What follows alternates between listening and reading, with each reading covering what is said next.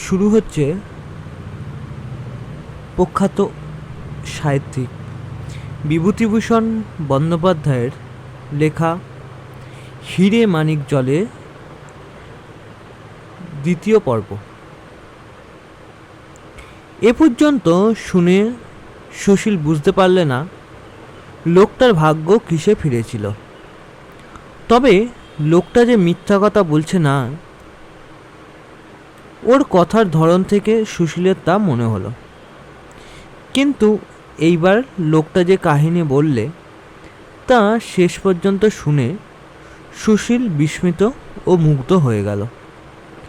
অল্পক্ষণের জন্য সারা গড়ের মাঠ, এমনকি বিরাট কলকাতা শহরটাই যেন তার সমস্ত আলোর মালা দিয়ে নিয়ে তার চোখের সামনে থেকে গেল বেমুলুম মুছে। বহু দূরের কোন বিপদসংকুল নদী সমুদ্রে সে একা পাড়ি জমিয়েছে বহুকালে লুকানো হিরে মানিক মুক্তোর সন্ধানে। পৃথিবীর কত পর্বতে, কন্দরে, মরুতে, অরণ্যে অজানা স্বর্ণরাশি মানুষের চোখের আড়ালে আত্মগোপন করে আছে। বেরিয়ে পড়তে হবে সেই লুকোনো রত্নভাণ্ডারের সন্ধানে, পুরুষ যদি হও, নয়তো আপিসের দৌড়ে মেরুদণ্ডহীন প্রাণীদের মতো ঘুরে ঘুরে সালামবাজির চাকরির সন্ধান করে বেরোনোই যার একমাত্র লক্ষ্য, তার ভাগ্যে নৈবচ নৈবচ আর কি। এই খালাসিটা হয়তো লেখাপড়া শেখেনি, হয়তো মার্জিত নয়, কিন্তু এ সপ্ত সমুদ্রে পাড়ি জমিয়ে এসেছে। দুনিয়ার বড় বড় নগরবন্দর, বড় বড় দ্বীপ দেখতে কিছুই বাকি রাখেনি। এ একটা পুরুষ মানুষ বটে, কত বিপদে পড়েছে, কত বিপদ থেকে উদ্ধার হয়েছে। বিপদের নামে 30 হাত পেরিয়ে থাকে যারা, গা বাঁচিয়ে চলবার ঝোঁক যাদের সারা জীবন ধরে, তাদের দ্বারা না ঘুচবে অপরের দুঃখ, না ঘুচবে নিজেদের দুঃখ। লক্ষ্মী যান না কাপুরুষের কাছে, অলসের কাছে, তাদের তিনি কৃপা করেন যারা বিপদকে, বিলাসকে, আমোদপ্রিয়তাকে তুচ্ছ বোধ করে। জাহাজ সৌরাবায়া এসে পৌঁছাবার সঙ্গে সঙ্গে ওদের দুজনকে হাসপাতালে নিয়ে যাওয়া হলো। সত্যিই ক্লান্তিতে, অনিদ্রায়, দুশ্চিন্তায়, অখাদ্য ভক্ষণে ওদের শরীর ভেঙে পড়েছিল। দিন 15 হাসপাতালে শুয়ে থাকবার পরে ক্রমশ ওর শরীর ভালো হয়ে গেল। ক্যাপ্টেনের মস্তিষ্ক বিকৃতির লক্ষণও ক্রমে দূর হলো। ওদের জন্যে কিছু টাকা চাঁদা উঠেছিল। ও হসপিটাল থেকে যেদিন বাইরে পা দিলে, সেদিন এক দয়াবতী মেম সাহেব ওকে টাকাটা দিয়ে গেলেন। দুস্থ নাবিকদের থাকবার জন্যে গভর্নমেন্টের একটা বাড়ি আছে, সেখানে ওকে বিনা পয়সায়, বিনি খরচায় থাকবার অনুমতি দেওয়া হলো। এই বাড়িতে সে প্রায় 2 মাস ছিল। তারপর অন্য জাহাজে চাকরি নিয়ে ওখান থেকে চলে আসে। তারপর 5-7 বছর কেটে গেল। ও যেমন জাহাজে কাজ করে তেমনি করে যাচ্ছে। প্রাচ্য দেশের বড় বড় বন্দরের মদের দোকান ও জুয়ার আড্ডার সঙ্গে তখন সে সুপরিচিত। একবার তাদের জাহাজ ম্যানিলাতে থেমেছে। ও অন্যান্য লস্করদের সঙ্গে গিয়ে এক পরিচিত জুয়ার আড্ডায় উঠেছে।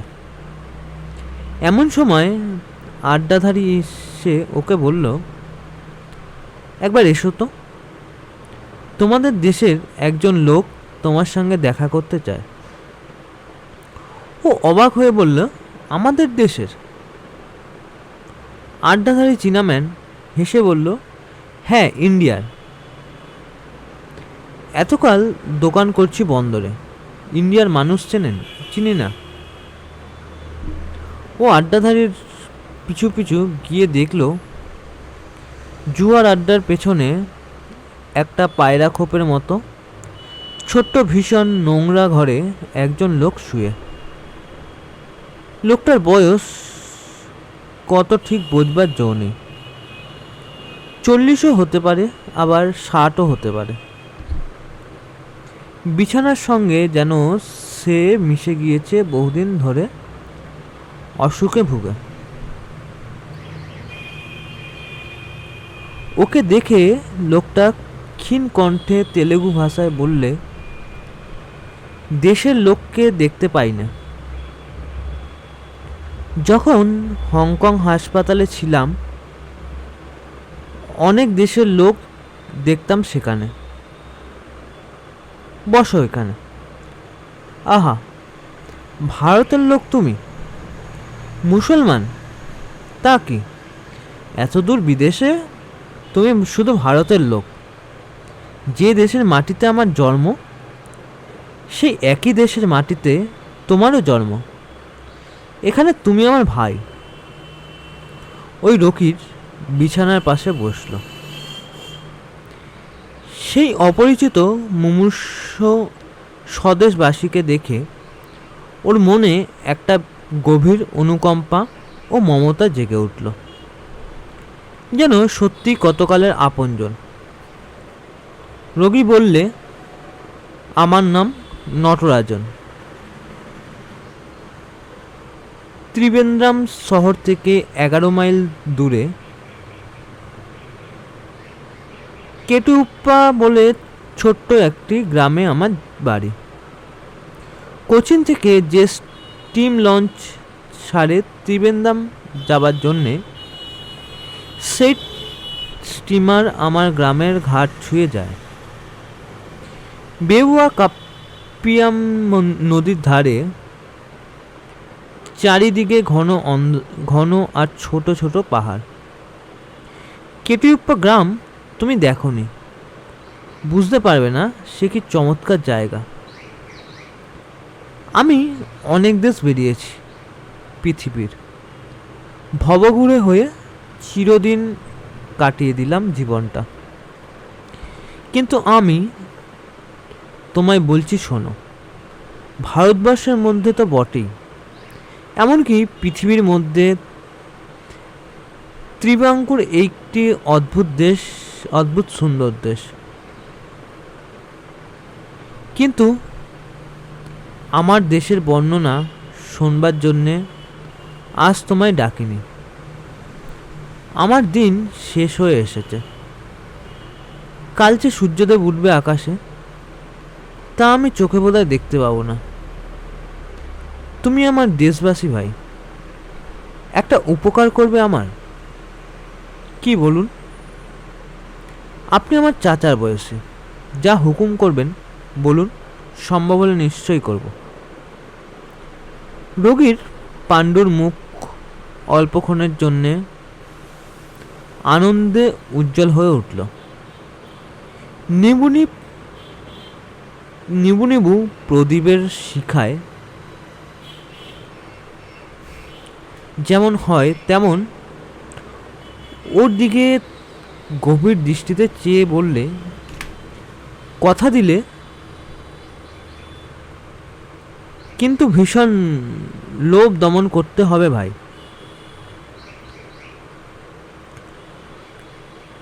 আল্লাহর নামে বলছি, যা করতে বলবেন তাই করব।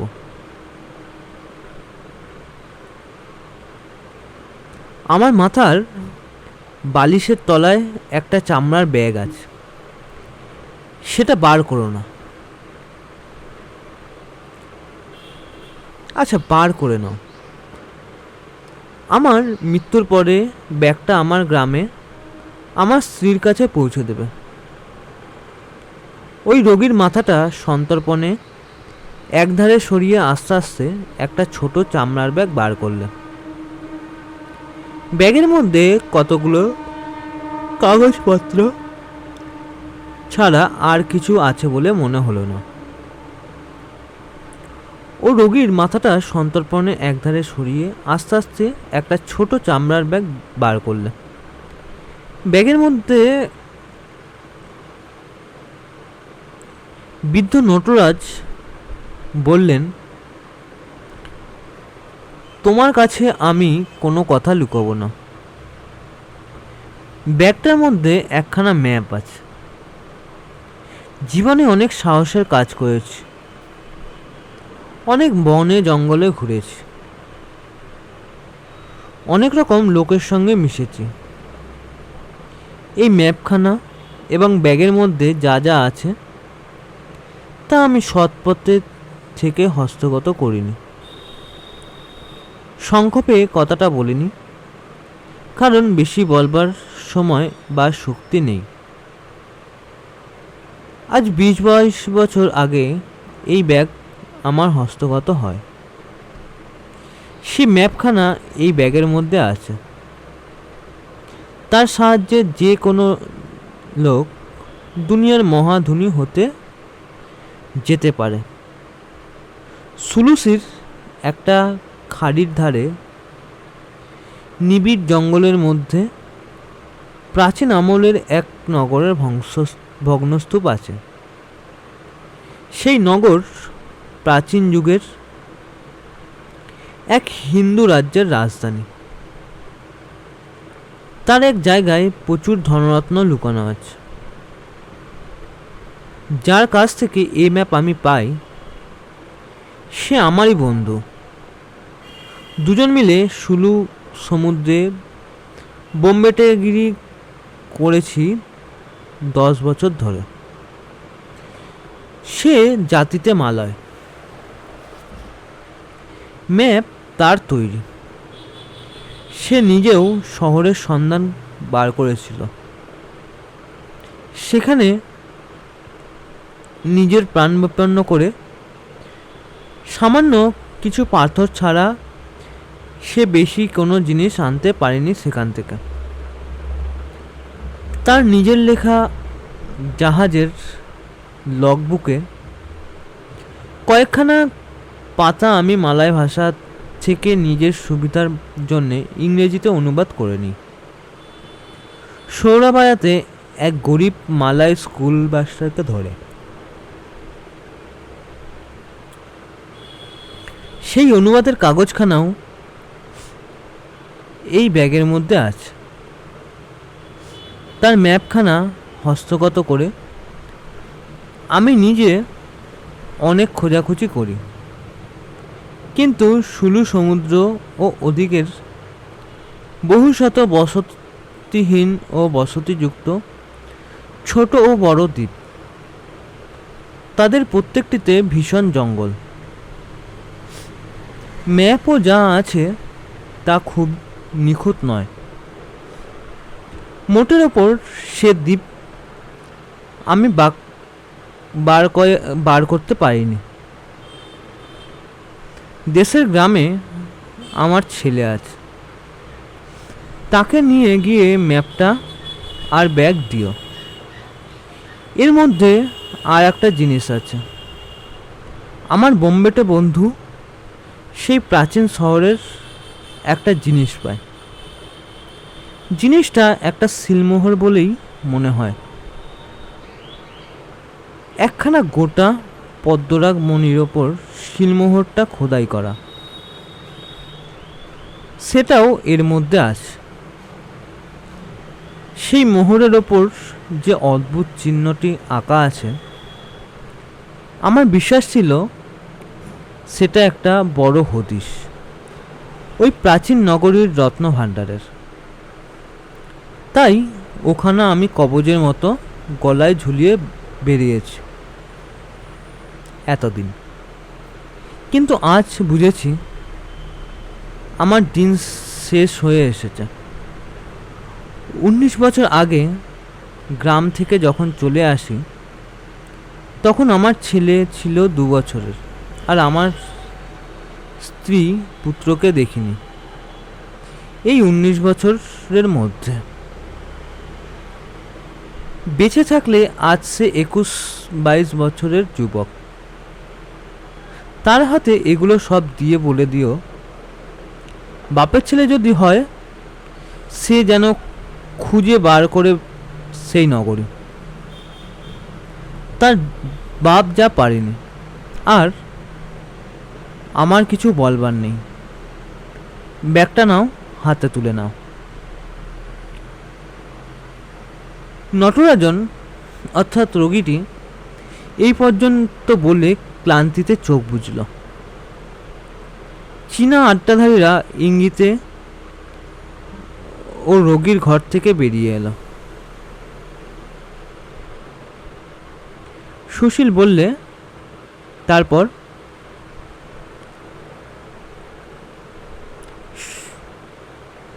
সে আবার বলতে লাগলো, বাবুজি, যখন ঘর থেকে বেরিয়ে এলাম, নটরাজন বাঁচল কি মরল সেটা কোনো খেয়াল করিনি। আমার মাথা তখন ঘুরছে। ব্যাগ খুলে দেখলাম কতগুলো পুরনো কাগজপত্র ও ম্যাপখানা ছাড়া আর কিছু নেই। পদ্মরাগ মণিটা নেড়ে চেড়ে দেখে কিছু বুঝলাম না। ওসব জিনিসে আমরা কি বুঝি বলুন? কিন্তু তখন আমার আর একটা বড় কথা মনে হয়েছে। নটরাজন যখন ওর গল্প করছিল, আমার মনে পড়ল 7 বছর আগের সেই ঘটনা। জাহাজে সেই কলেরা হওয়া, আমার জাহাজ থেকে পালানো এবং বন জঙ্গলের মধ্যে সেই বৃক্ষমুনির দেশের মধ্যে গিয়ে পড়া। বুঝলেন না বাবাজি? খুব বুঝেছি, বলে যাও। আমার মনে হলো আমি সেখানে গিয়ে পড়েছিলাম ঘুরতে ঘুরতে। সে পুরানো হদিশ, পুরনো শহর আমি দেখেছি। নটরাজন যা বের করতে পারেনি, আমি সেখানে একটা গোটা দিন কাটিয়েছি। এই জায়গা সুলুসির ধারে, তাও আমি জানি। যদিও ঠিক বলতে পারবো না হয়তো, কিন্তু দূর থেকে দেখলে বোধহয় চিনব। ত্রিবাঙ্কুরের সেই গায়ে গেলে না? জিজ্ঞেস করলো সুশীল। লোকটা বললে, প্রথমে ওর লোভ হয়েছিল খুব। পদ্মরাগ মণিটার দাম যাচাই করে দেখা গেল প্রায় 1,500 টাকা দাম সেটা। তাছাড়া আরও লোভ হলো, নটরাজনের ছেলেকে ম্যাপ দেবার কি দরকার? এই ম্যাপের সাহায্যে সেই তো জায়গাটা খুঁজে বার করতে পারে। বিশেষ করে একবার যখন সেখানে সে গিয়েছিল। কিন্তু 3-4 দিন ভাবার পরে ওর মনে হলো, মরবার আগে বিশ্বাস করে নটরাজন ওর হাতে জিনিসগুলো সঁপে দিয়ে গেছে তার ছেলেকে দেবার জন্য। এখন যদি না দেয়, তবে নটরাজনের ভূত ওর পেছনে লেগে থাকবে, হয়তোবা মেরেও ফেলবে। এতো খানিকটা ইচ্ছা এবং খানিকটা অনিচ্ছাতে সেখানে যেতে সে বাধ্য হলো। বড় মজার ব্যাপার ঘটল কিন্তু সেখানে। সুশীল জিজ্ঞাসা করলো, কীরকম? বাবুজি, অনেক কষ্ট করে বেউরা কাপ্পিয়াম নদীর ধারে সে কেটিউপা গায়ে গিয়ে পৌঁছালাম। দেখলাম নটরাজন মিথ্যে বলেনি। নদীটা একেবারে ওদের গ্রামের নিচে গিয়েছে বটে। নিজের পকেট থেকে যাওয়ার খরচ করলাম।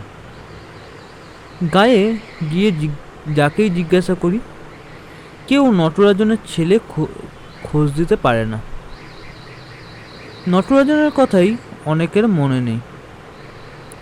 দু একজন বুড়ো লোক বললে নটরাজনকে তারা চিনত বটে, তবে অনেক দিন আগে সে নিরুদ্দেশ হয়ে যায়।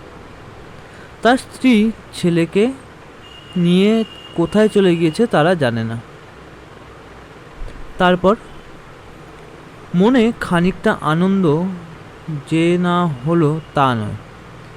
ছেলেকে যদি সন্ধান না করতে পারি তবে আমার দোষ কি?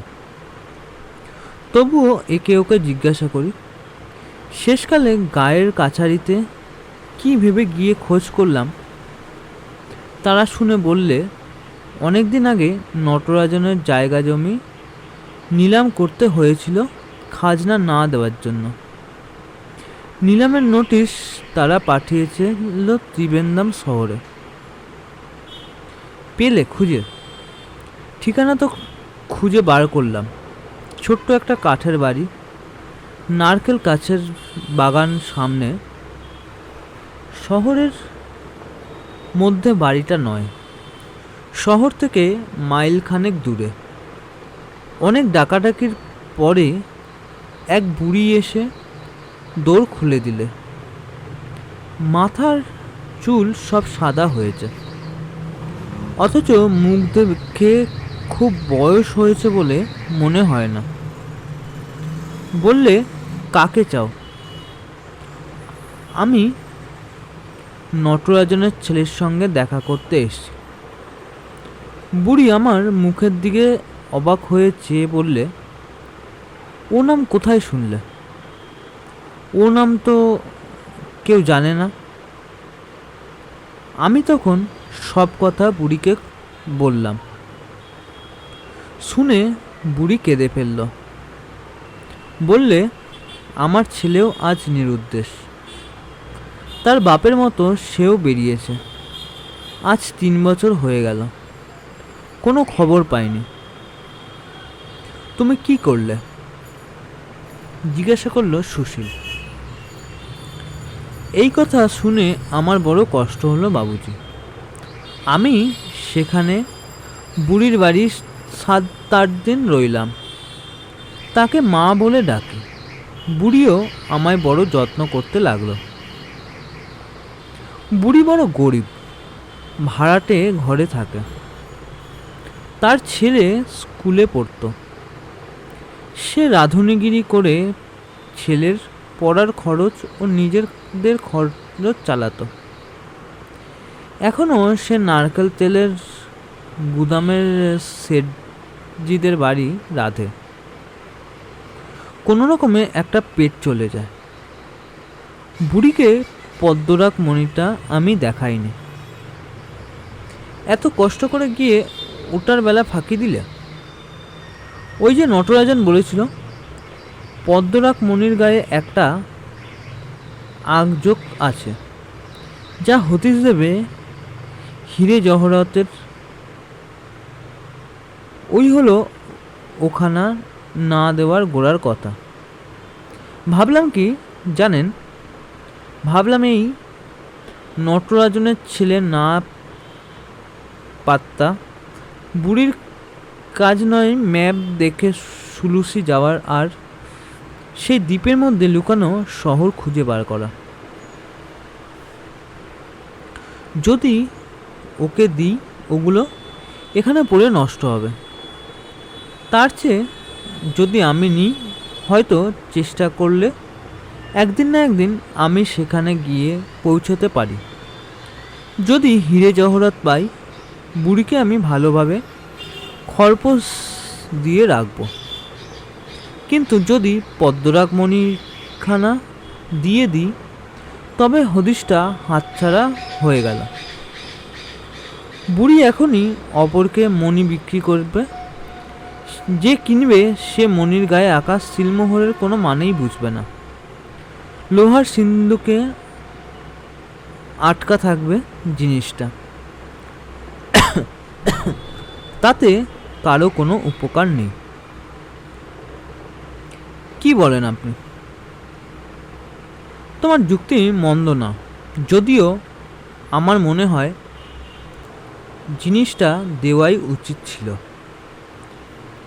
যাদের জিনিস তারা সেটা নিয়ে যা খুশি করুক না কেন, তোমার ওপর শুধু পৌঁছে দেওয়ার ভার। সেটা তুমি রাখলে নিজের কাছে? হ্যাঁ বাবুজি, এই দেখুন আমার কাছেই আছে, আসুন ওই আলোর কাছে। সুশীল আলোর নিচে গিয়ে বিস্ময় ও কৌতূহলের সঙ্গে ওর প্রসারিত করতলের ওপর প্রায় ঝুঁকে পড়ল। মস্ত একখানা পাথর, একটু চ্যাপ্টা গড়নের, উজ্জ্বল সবুজ রঙের, তার ওপর খোদাই কাজ। সুশীল ওর হাত থেকে সিলমোহরটা নিয়ে দেখলে উল্টে পাল্টে। খোদাই কাজ করা এত বড় পাথর সে কখনো দেখেনি। বড় সাইজের একটা কলার লেমন জুসের মতো সিলমোহরের মধ্যে চেয়ে সে অবাক হয়ে গেল। বড় একটা ওকারের এর লেজ জড়িয়ে জড়িয়ে পাকিয়েছে একটা বট গাছ কিংবা অন্য কোনো গাছকে। তারপর সে আরও ভালো করে চেয়ে দেখলে আসলে ওটা ওঙ্কার নয়, যদিও সেরকম দেখাচ্ছে বটে।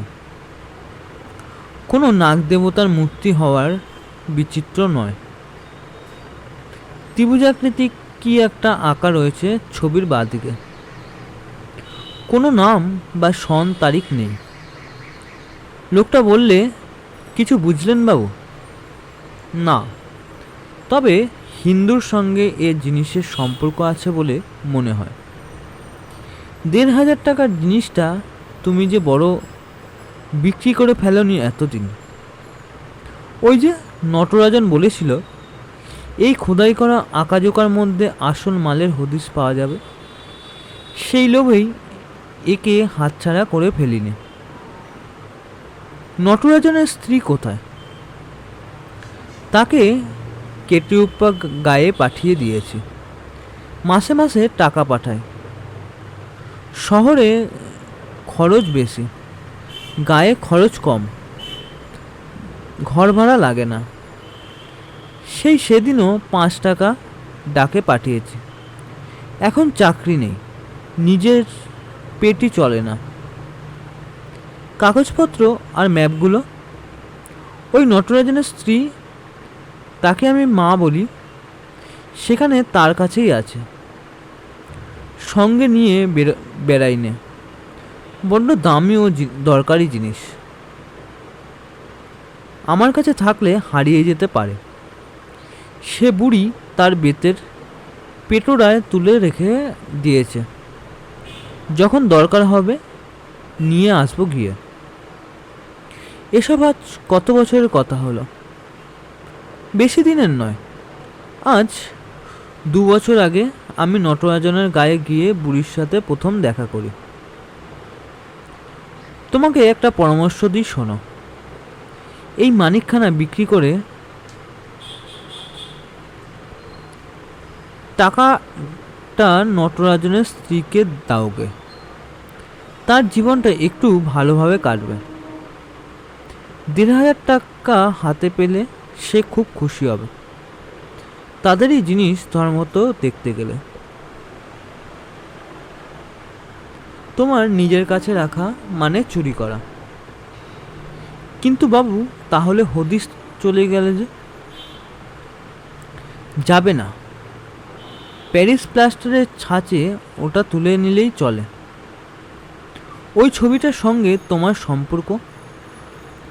মানিকখানা যার জিনিস তাকে দাও ফিরিয়ে। তুমি যখন মা বলে ডাকো তখন তার আশীর্বাদ তোমার বড় দরকার।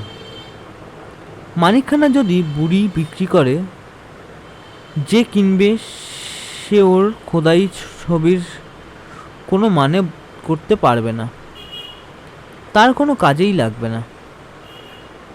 বেশ বাবুজি, আপনি এই কাজটা করিয়ে দিন না। কাল এটা সঙ্গে করে নিয়ে আমার সঙ্গে দেখা করো।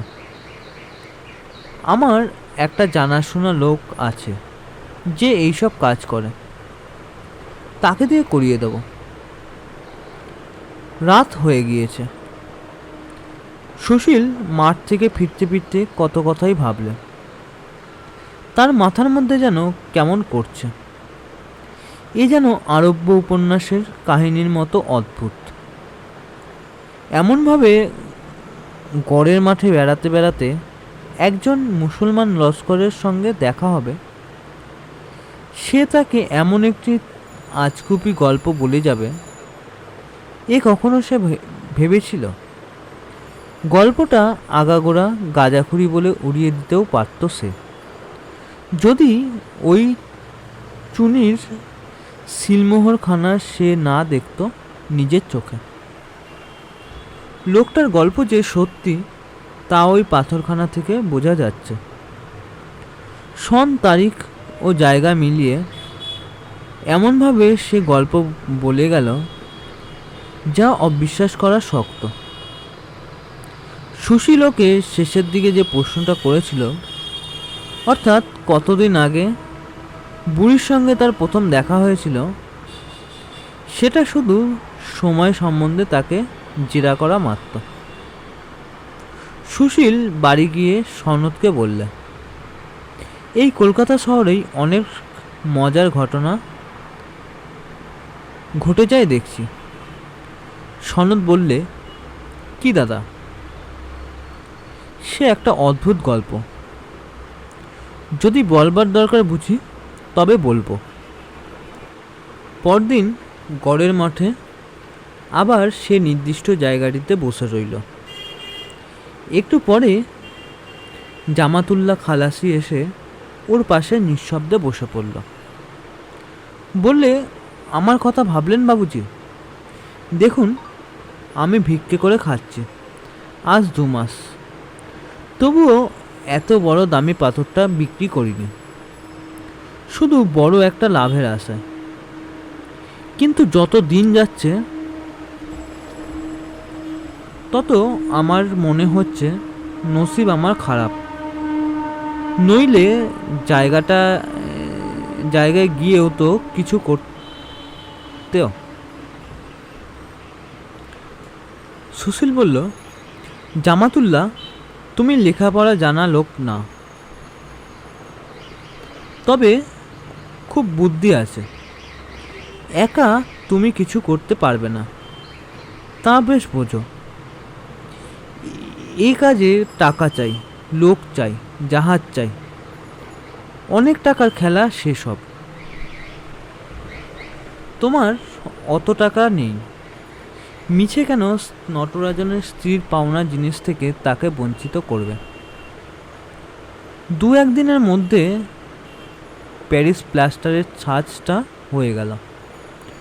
সুশীল প্রাচীন ধনী বংশের সন্তান, ওর যে ছাঁচ গড়িয়ে দিল, সে ভাবলে ওদের পূর্বপুরুষের সম্পত্তি এটা।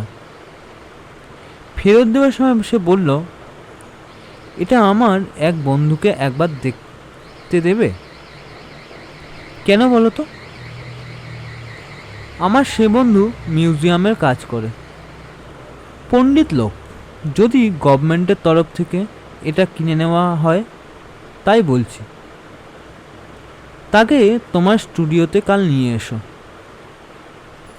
পরদিন জামাতুল্লাহকে নিয়ে সুশীল বন্ধুর স্টুডিওতে গিয়ে দেখল একটি সৌম্য দর্শন ভদ্রলোক সেখানে বসে আছেন। বন্ধুটি বলে উঠল, এই যে সুশীল, ইনি এসে অনেকক্ষণ বসে আছেন, আলাপ করিয়ে দিই।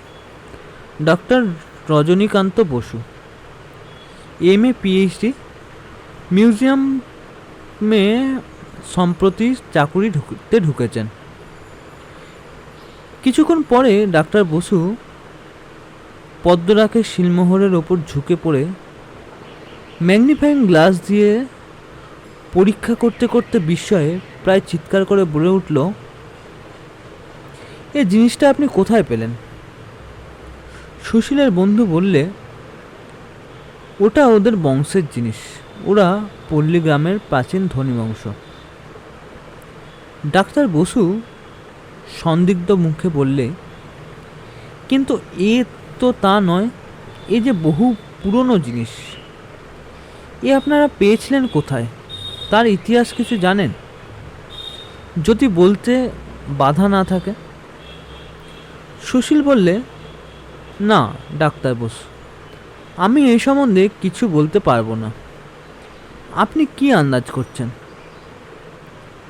ডাক্তার বসু বললেন, দেখুন, শিলমোহরের ওপর এ চিহ্ন আমি কখনো দেখিনি, তবে এই ধরনের পাথরের ওপর শিলমোহর ওঙ্কার ভাটে পাওয়া গিয়েছে ফরাসি ইন্দোচীনের জঙ্গলের মধ্যে বহু পুরনো নগরের ধ্বংসস্তূপে। এর সময় নির্দিষ্ট হয়েছে মোটামুটি খ্রিস্টীয় ত্রয়োদশ শতাব্দী। আমাদের মিউজিয়ামেও আছে, কাল যাবেন দেখাবো। কিন্তু আপনার এটা আরও পুরনো। আমি একে নির্ভয়ে নবম শতাব্দীতে ফেলে দিতে পারি, কিংবা তার আগে। সুশীল বললে, আপনার তাই মনে হয়? নিশ্চয়ই, না হলে বলতাম না। আর সেই জন্যই আপনাকে জিজ্ঞাসা করছি, আপনাদের পূর্বপুরুষে এটা পেলেন কি করে? এ হলো সমুদ্রপাড়ের জিনিস, বাংলার পাড়াগাঁয়ের আম গাছের ছায়ায় শান্ত ও নিরীহ জিনিস নিয়ে কারবার। কিন্তু এ শিলমোহরের পেছনে রয়েছে অজানা সমুদ্রে পাড়ি দেওয়ার দুর্দান্ত সাহস, দুর্জয়, বিক্রম, যুদ্ধ, রক্তপাত। ভারতবাসী যেদিন সমুদ্রের ওপারে বিদেশে উপনিবেশ স্থাপন করেছিল, সেই সব দিনের ইতিহাস এ শিলমোহরের সঙ্গে জড়ানো। তাই বলছি, এটা আপনারা পেলেন কি করে? ওখান থেকে বার হয়ে আসবার সময় সুশীলের মনে টাকার স্বপ্ন ছিল না, ছিল যে সুদূরের দুঃসাহসিক অভিযানের স্বপ্ন। জামাতুল্লাহ খালাসির অত বড় পদ্মরাগ মণিখানার সঙ্গে তার কোনো সম্পর্ক ছিল না। সে এমন একদিনের স্বপ্ন, যা প্রত্যেক ভারতবাসীর আত্মসম্মানকে জাগ্রত করে, তরুণদের প্রাণে নতুন আশা, উৎসাহ ও আনন্দের সংবাদ বয়ে আনে। তবু তার সুশীলের মনে যে ছবি জাগল, তা আদৌ স্পষ্ট নয়। সবই আবছায়, সবই ধোয়া ধোয়া। সুশীল ইতিহাসের ছাত্র নয়। ডাক্তার বসুর শেষ কথা কটির সঙ্গে যেন এক অদ্ভুত বৈজ্ঞানিক শক্তি মেশানো ছিল। তার চোখের সামনে প্রাচীনকালের সুদীর্ঘ অলিন্দ বেয়ে তলোয়ার হাতে বর্মে চর্মে সুসজ্জিত বীরের দল সারি সারি চলেছে। মৃত্যুকে তারা ভয় করে না। অজানা সমুদ্রপথে তাদের বিজয় অভিযান নব উপনিবেশের ইতিহাস সৃষ্টি করে। ভাবিকালের অসহায় ও অকর্মণ্য সন্তানদের শিরায় শিরায় নতুন রক্তের আলোড়ন এনে দেয়। কোথায় সে পড়ে আছে পাড়াগাঁয়ে, পুরনো জমিদার ঘরের বিলাসপুষ্ট আয়েসি ছেলে সেজে। তাদেরই পূর্বপুরুষ একদিন যে ৮০ হতে সপ্ত সমুদ্র পাড়ি জমিয়েছিল, তাদেরই স্বজাতি স্বদেশবাসী। আর সে থাকবে দিব্যি আরামে, তাকিয়া ঠেস দিয়ে শুয়ে, তেলে জলে দাঁতখানি, চালের ভাত আর মাছের ঝোল কোনো রকমে প্রত্যেক বাঙালি প্রাণটুকু বজায় রেখে চলবে টায় টায়। চিরকাল হয়তো এমনি কেটে যাবে তার। পূজা ঠেঙিয়ে খাজনা আদায় করে, পুরনো চণ্ডীর মণ্ডপে বসে তামাক টেনে, আর পার্বণে গ্রাম্য লোকজনের পাতে দই মন্ডা দিয়ে হাততালি অর্জন করবার প্রাণপণ চেষ্টায় মশগুল হয়ে। তারপর আছে মামলা মোকদ্দমার তদারক করতে কোর্টে ছোটাছুটি, ডিক্রি, নালিশ, কিস্তিবন্দি, সইমোহরের নকল, সমান জারি।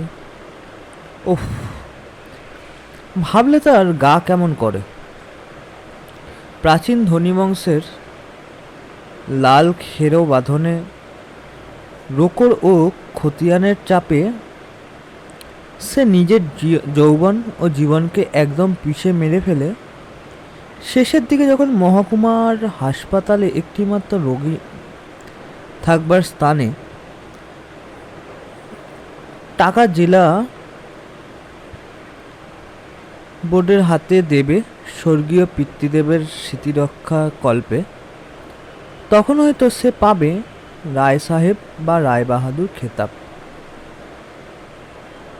আর সঙ্গে সঙ্গে ভাববে, এই তো জীবনের পরম সার্থকতা, সে পেয়ে গেছে। না দেখবে দুনিয়া, না দেখবে জীবন, ঠুলি পড়া বলদের মতো ঘানি গাছের চারিধারে ঘুরেই জীবন কাটাবে। রাত্রে সে সনদকে ডেকে বলল, সনদ, তোর সাহস আছে?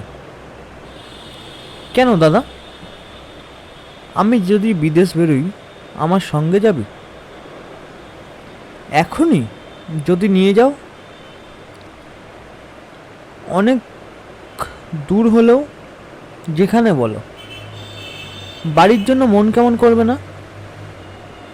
আমি পুরুষ মানুষ না দাদা, ও কথাই ওঠে না।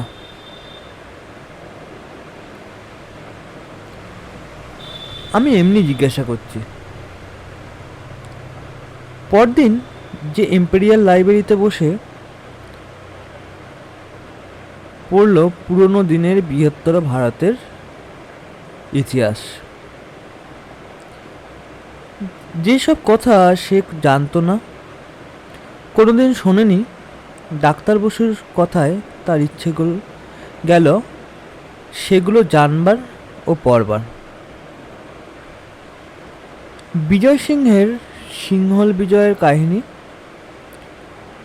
চম্পা রাজ্যের কথা, সুদূর সমুদ্রপাড়ের ভারতীয় উপনিবেশ চম্পা, ভারতবাসী অসির তীক্ষ্ণাগ্র ভাগ দিয়ে যে দেশের মাটি পাথরের গায়ে নাগরাজ, বাসুকী, শিব, পার্বতী ও বিষ্ণুমূর্তি অমর করে রেখেছে। জামাতুল্লাহ খালাসিকে সে 100 বার ধন্যবাদ জানালো ইম্পেরিয়াল লাইব্রেরিতে বসে পড়তে পড়তে।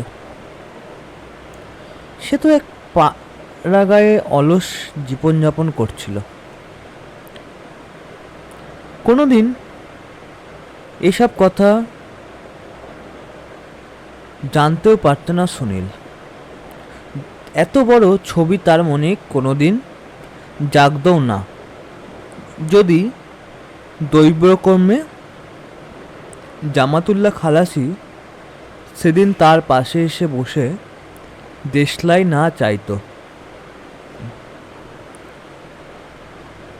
পড়ার টেবিলে বসে সুশীলের হাসি পেল এই কথাটা ভেবে। ইম্পেরিয়াল লাইব্রেরি থেকে বার হয়েই জামাতুল্লাহ খালাসির সঙ্গে দেখা করতে গেল সুশীল। মাঠের মধ্যে নির্দিষ্ট জায়গায় বসে আছে, সুশীলকে দেখে সে বলল, আসুন বাবু, কাল রাতে এক কাণ্ড হয়ে গেছে, আপনার সঙ্গে দেখা করব বলে। সুশীল বাধা দিয়ে বলল, কি কি? জামাতুল্লাহ বললে, সে এক আজগুবি কাণ্ড বাবু। সুশীল জিজ্ঞাসা করলে, কীরকম ব্যাপার?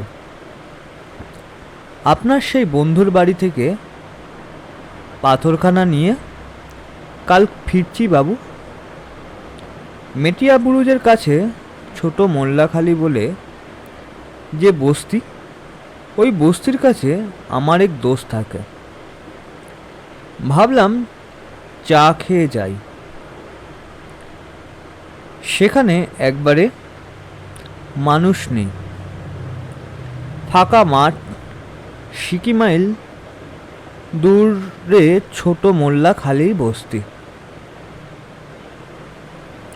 হঠাৎ বাবু আমার মনে হলো আমার দম বন্ধ হয়ে আসছে।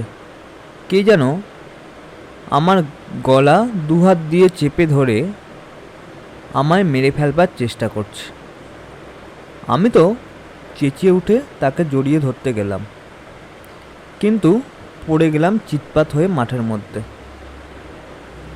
পেছনে সেই সময় পায়ের শব্দ শুনলাম যেন। সুশীল ব্যস্ত হয়ে বললে, পাথরখানা আছে তো? শুনুন, আমি এমন কাণ্ড কখনো দেখিনি। চিৎপাত হয়ে পড়ে আর জ্ঞান নেই। যখন জ্ঞান হলো তখন দেখি আমার চারিপাশে 2-3 জন লোক দাঁড়িয়ে। তারা কেউ পানি এনে আমার চোখে মুখে দিচ্ছে, কেউ গামছা নেড়ে বাতাস করছে। আমার দোস্তর নাম বললাম তাদের কাছে। তারা আমায় ছোট মোল্লাখালি নিয়ে গেল তার বাড়িতে। সেখানে গিয়ে যখন আমার হুঁশ বেশ ভালো ফিরে এলো, আমি পকেটে হাত দিয়ে দেখি পাথরখানা নেই। বলো কি, নেই? গেল সেখানে?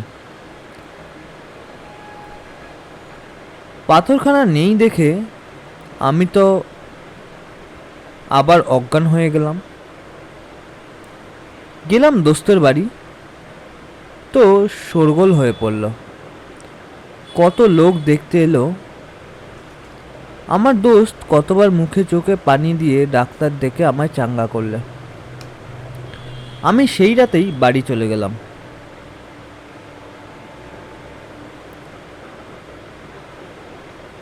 আমি কাল আপনার দোস্তের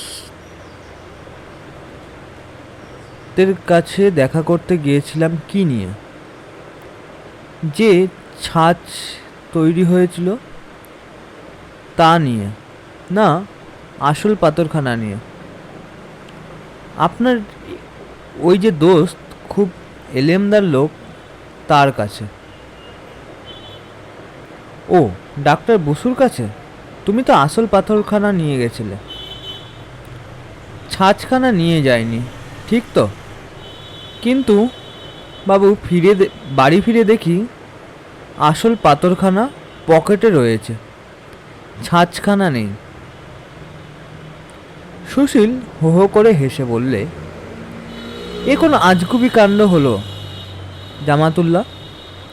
তুমি 2খানা নিয়ে গেছিলে, যে তোমার গলা টিপেছিল সে ছাঁচখানাকে ভুল করে নিয়ে গেছে, আসলখানা তোমার পকেটেই রয়ে গেছে। কোন পকেটে কোনটা রেখেছিলে মনে আছে?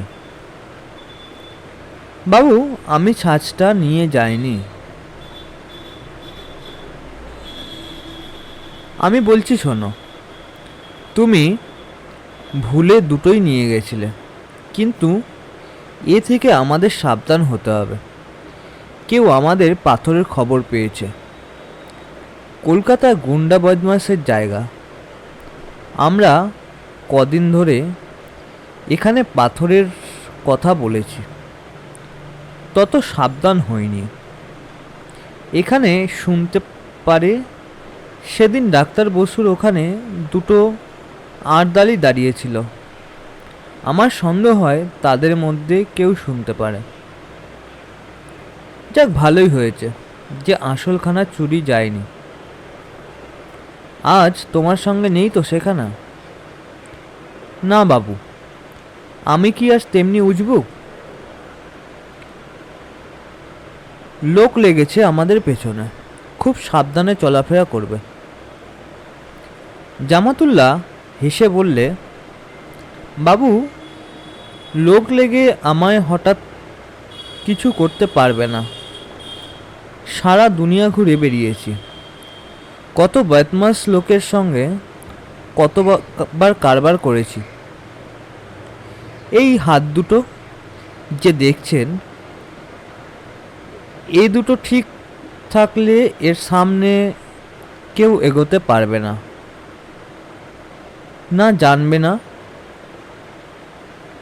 খোদার দোয়ার। সুশীল একবার চারদিকে চেয়ে দেখলে কোনো দিকে কোনো লোক নেই। সঙ্গীকে চুপি চুপি বললে, এসব কথা এখন নয়, তুমি আমার সঙ্গে যেতে পারবে? কোথায় বাবুজি? আমার বাসায়। সেখানে ঘরের মধ্যে বসে সব কথা হবে এখন। জামাতুল্লাহকে সঙ্গে নিয়ে সুশীল তাদের বাসায় এলো। আসার পথে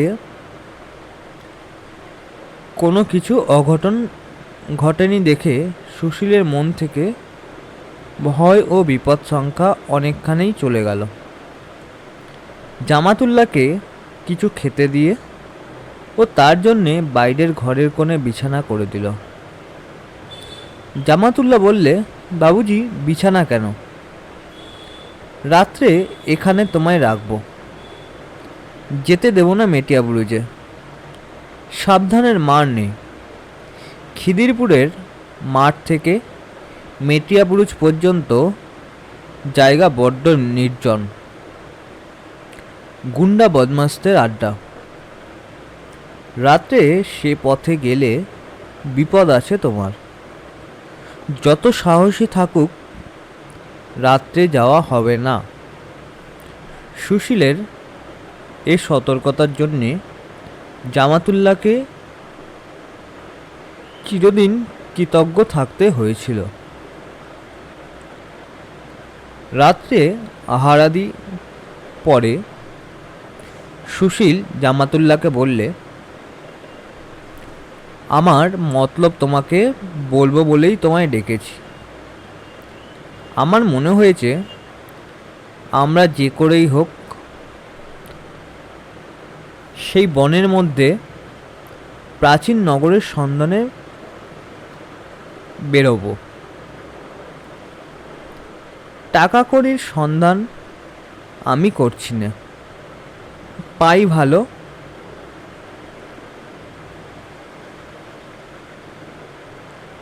যদি পাই তা আমি একা নেব না।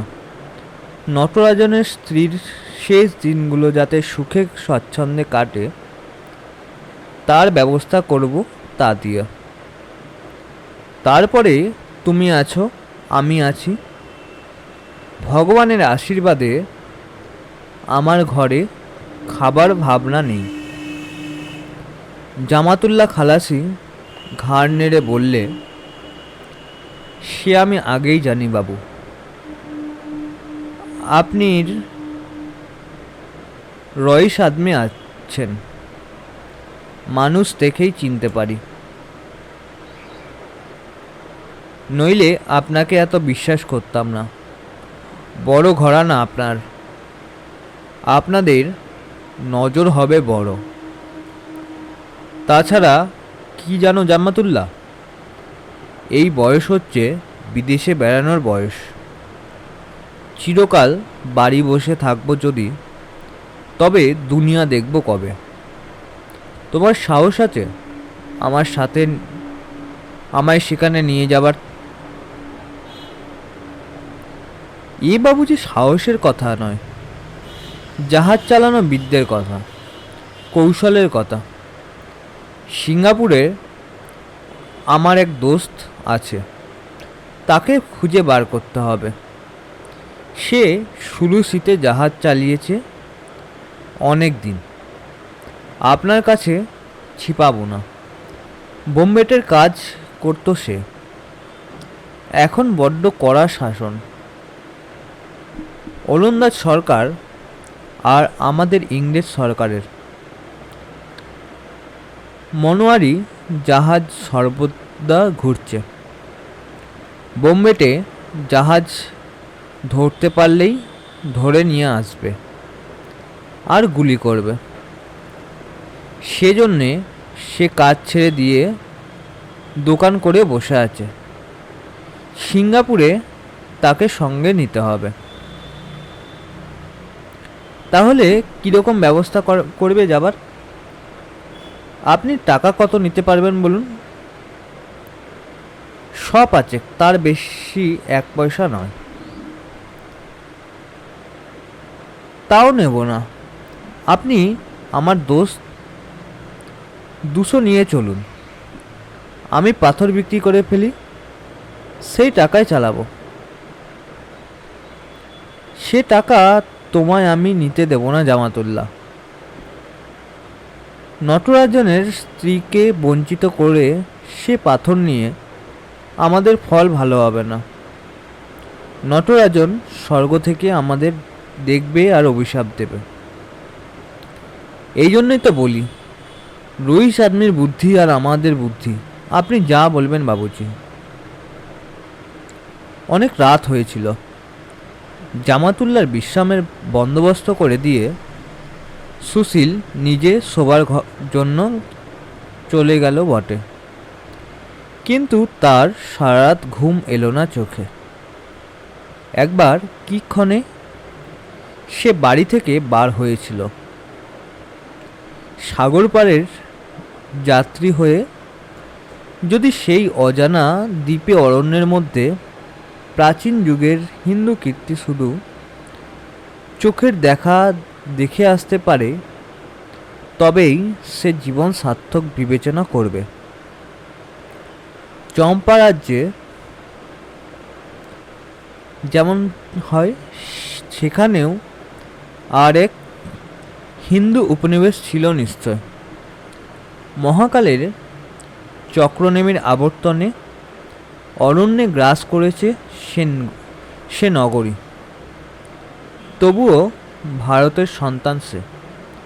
প্রাচীন যুগের সেই পুণ্যভূমির পবিত্র ধূলি স্পর্শ করে সে ধন্য হতে চায়। অর্থের জন্যে